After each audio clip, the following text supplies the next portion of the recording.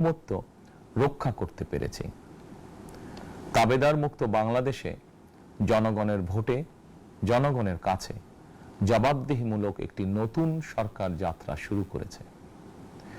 দেশে গণতন্ত্র এবং মানুষের অধিকার পুনঃপ্রতিষ্ঠার এই যাত্রা লগ্নে আমি দেশবাসীকে শুভেচ্ছা এবং আন্তরিক অভিনন্দন জানাই। স্বাধীনতা প্রিয়, গণতান্ত্রিক আমি প্রিয়। জনগণের কারণেই দেশে আবার মানুষের অধিকার, সম্মান এবং মর্যাদার পুনঃপ্রতিষ্ঠার সুযোগ সৃষ্টি হয়েছে। আমি দেশবাসীর উদ্দেশ্যে একটি বার্তা দিয়ে বলতে চাই, মুসলমান, হিন্দু, বৌদ্ধ, খ্রিস্টান তথা দল, মত, ধর্ম, বর্ণ নির্বিশেষে পাহাড়ে কিংবা সমতলে বসবাসকারী এই দেশ আমাদের সবার। প্রতিটি নাগরিকের জন্যই এই দেশকে আমরা একটি নিরাপদ ভূমিতে পরিণত করতে চাই। একটি স্বনির্ভর, নিরাপদ, মানবিক, গণতান্ত্রিক বাংলাদেশ প্রতিষ্ঠাই বিএনপি সরকারের লক্ষ্য। প্রিয় দেশবাসী, ফ্যাসিবাদের সময়কালে দুর্নীতি দুঃশাসনে পর্যুদস্ত একটি ভঙ্গুর অর্থনীতি, দুর্বল শাসন কাঠামো আর অবনতিশীল আইন শৃঙ্খলা পরিস্থিতির মধ্য দিয়ে নতুন সরকার যাত্রা শুরু করেছে। আইন শৃঙ্খলা পরিস্থিতির উন্নয়ন এবং কঠোরভাবে দুর্নীতি নিয়ন্ত্রণের মাধ্যমে জনগণের মনে শান্তি, নিরাপত্তা ফিরিয়ে আনাই হচ্ছে আমাদের সরকারের প্রধান অগ্রাধিকার। সারা দেশে জুয়া এবং মাদকের বিস্তারকেও বর্তমান সরকার আইন শৃঙ্খলা অবনতির অন্যতম কারণ বলে চিহ্নিত করেছে। সুতরাং জুয়া এবং মাদক নিয়ন্ত্রণে আইন শৃঙ্খলা বাহিনী সব রকমের কঠোর পদক্ষেপ গ্রহণ করছে। জনজীবনে শান্তি ও নিরাপত্তা নিশ্চিত করতে সরকার সর্বোচ্চ উদ্যোগ গ্রহণ করছে। দেশের প্রতিটি সাংবিধানিক এবং সরকারি বেসরকারি প্রতিষ্ঠান চলবে বিধিবদ্ধ নীতি নিয়মে।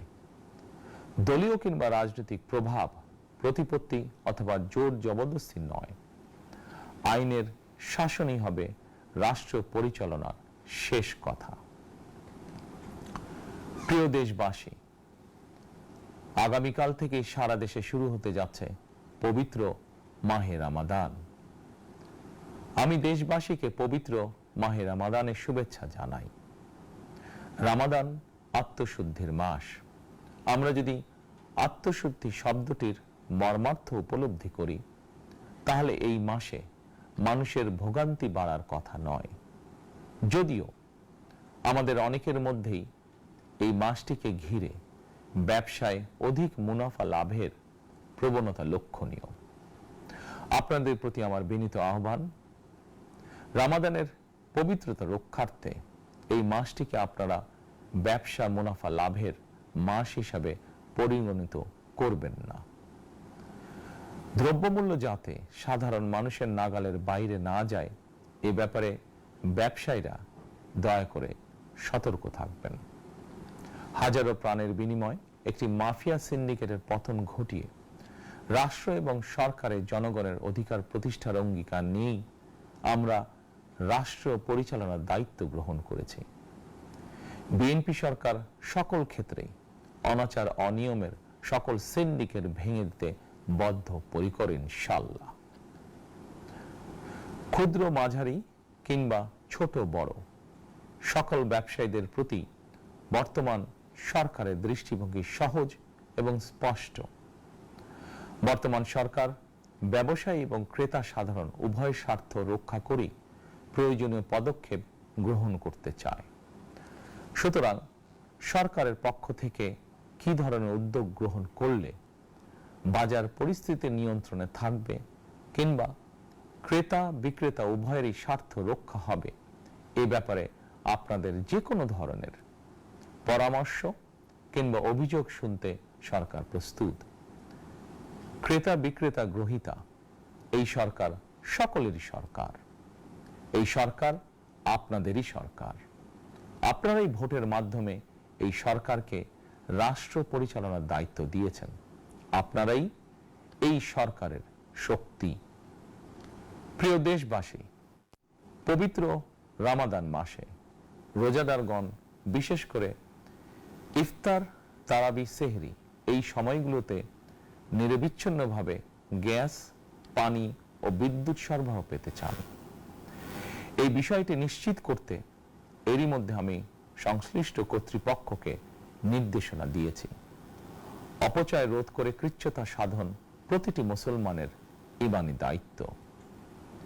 অফিস আদালতে বিনা প্রয়োজনে কিংবা প্রয়োজনের অতিরিক্ত গ্যাস, বিদ্যুৎ, পানি খরচের ব্যাপারে সচেতনতা অবলম্বন করাও ইবাদতেরই অংশ বলেই আমি মনে করি। দেশের সকল সরকারি, বেসরকারি কর্মকর্তা, কর্মচারী এবং জনসাধারণের প্রতি কৃচ্ছ্রতা সাধনের আহ্বান জানানোর আগে আমি সরকারের মন্ত্রী এবং বিএনপি সংসদ সদস্যদেরকে দিয়েই একটি দৃষ্টান্ত স্থাপন করতে চেয়েছি। বিএনপির সংসদীয় দলের প্রথম সভাতেই আমরা সিদ্ধান্ত নিয়েছি, বিএনপি থেকে নির্বাচিত কোনো সংসদ সদস্য সরকারি সুবিধা নিয়ে ট্যাক্স ফ্রি গাড়ি আমদানি করবেন না এবং প্লট সুবিধাও নেবেন না। আমি আপনাদের সামনে বলেছিলাম, রাষ্ট্র পরিচালনার সুযোগ পেলে বিএনপি সরকার মহানবীর ন্যায়পরায়ণতার আদর্শ অনুসরণ করবে। আমি মনে করি বিএনপির সংসদীয় দলের এই সিদ্ধান্ত ন্যায়পরায়ণতার আদর্শেরই একটি অন্যতম প্রতিফলন। প্রিয় দেশবাসী, বিভাগীয় শহরগুলিতে বিশেষ করে রাজধানী ঢাকায় যানজট অত্যন্ত নিয়ন্ত্রণহীন। হাটে, মাঠে, ঘাটে, অফিস, আদালতে জনগণের ভোগান্তির শেষ নেই। জনজীবনের নানা ক্ষেত্রে জনদুর্ভোগ লাঘব করা না গেলে জনমনে স্বস্তিও ফিরবে না। রাজধানীতে জনসংখ্যার চাপ কমাতে বিকল্প ব্যবস্থা গ্রহণ করা জরুরি হয়ে পড়েছে। মানুষ তার নিজ জেলায় কিংবা নিজের বাসা বাড়িতে থেকেও যাতে সহজভাবে সঠিক সময়ে অফিস, আদালত, ব্যবসা বাণিজ্য করতে পারেন, সেই লক্ষ্যকে সামনে রেখেই সারা দেশে রেল যোগাযোগ ব্যবস্থা ঢেলে সাজানোর উদ্যোগ নেওয়া হচ্ছে। এই পরিকল্পনার অংশ হিসাবে প্রথমেই রেল, নৌ, সড়ক এবং সেতু মন্ত্রণালয়ের কার্যক্রম পুনর্বিন্যাস ও সমন্বয় করা হচ্ছে। আমরা মনে করি সারা দেশে রেল যোগাযোগ ব্যবস্থার সহজ, সুলভ এবং নিরাপদ করা গেলে একদিকে যেমন জনগণের শহর কেন্দ্রিক বা নগর কেন্দ্রিক নির্ভরতা কমবে, অপরদিকে পরিবেশেরও উন্নতি হবে। প্রিয় দেশবাসী, আমাদের চারপাশে সমস্যার শেষ নেই, তবে সমস্যার পাশাপাশি সম্ভাবনাও কিন্তু কম নয়। আমাদের বৃহৎ জনগোষ্ঠীকে যদি আমরা দক্ষ জনশক্তিতে রূপান্তরিত করতে পারি, তাহলে এই জনসংখ্যাই হবে আমাদের জনসম্পদ। আমরা নিজেদেরকে দক্ষ করে গড়ে তুলতে পারলে শুধু বাংলাদেশই নয়, বিশ্ব বাজারও আমাদের জন্য উন্মুক্ত। তথ্য প্রযুক্তির সিঁড়ি বেয়ে বিশ্ব এখন কৃত্রিম বুদ্ধিমত্তার যুগে প্রবেশ করেছে। প্রযুক্তির এই প্রতিযোগিতামূলক বিশ্বে সম্মান এবং স্বচ্ছতার সঙ্গে টিকে থাকতে হলে আমাদেরকে কোনো না কোনো একটি বিষয় বা কাজে পারদর্শী হতে হবে। দেশের কোটি কোটি শিক্ষার্থী এবং তরুণ যুবশক্তির উদ্দেশ্যে বলতে চাই, মেধায়, জ্ঞানে, বিজ্ঞানে নিজেদেরকে যোগ্য করে গড়ে তোলার জন্য যত রকমের সহযোগিতা দেওয়া যায় সব রকমের সহযোগিতা দিতে বর্তমান সরকার প্রস্তুত। কর্মসংস্থান এবং কর্ম পরিবেশ নিশ্চিত করার সুনির্দিষ্ট অঙ্গীকার নিয়ে বর্তমান সরকার যাত্রা শুরু করেছে। প্রিয় দেশবাসী, দীর্ঘ 18 বছর পর দেশে ফিরে গত বছর 25শে ডিসেম্বর আমি বলেছিলাম, দেশ এবং জনগণের জন্য আই হ্যাভ এ প্ল্যান। 12ই ফেব্রুয়ারি জাতীয় নির্বাচনের আগে দেশের বিভিন্ন স্থানে ঘুরে আমার প্ল্যান, পরিকল্পনার অনেক কিছু আমি আপনাদের সামনে তুলে ধরেছিলাম।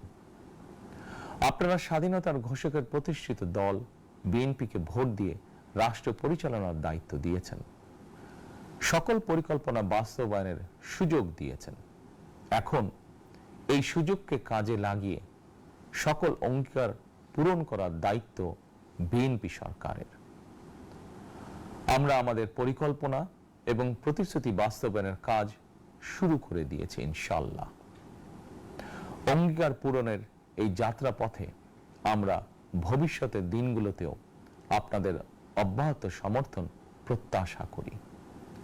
প্রিয় দেশবাসী, সরকার প্রধান হিসাবে আমি দেশবাসীর উদ্দেশ্যে একটি বিষয়ে প্রতি দৃষ্টি আকর্ষণ করে বলতে চাই।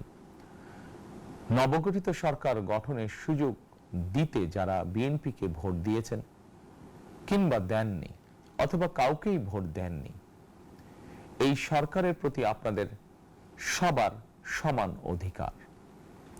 বিএনপি সরকার বিশ্বাস করে দল মত ধর্ম দর্শন যার যার, রাষ্ট্র সবার।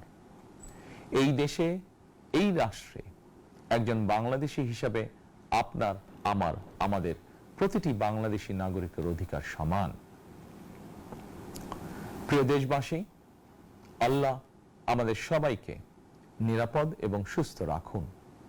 আল্লাহ আমাদের সকলকে ইতিবাচক পরিকল্পনাগুলো বাস্তবায়নের তৌফিক দিন। পবিত্র রমাদান মাস শুরুর শুভ লগ্নে আল্লাহর দরবারে এই নিবেদন রেখে আমার বক্তব্য শেষ করছি। আল্লাহ হাফেজ। বাংলাদেশ জিন্দাবাদ।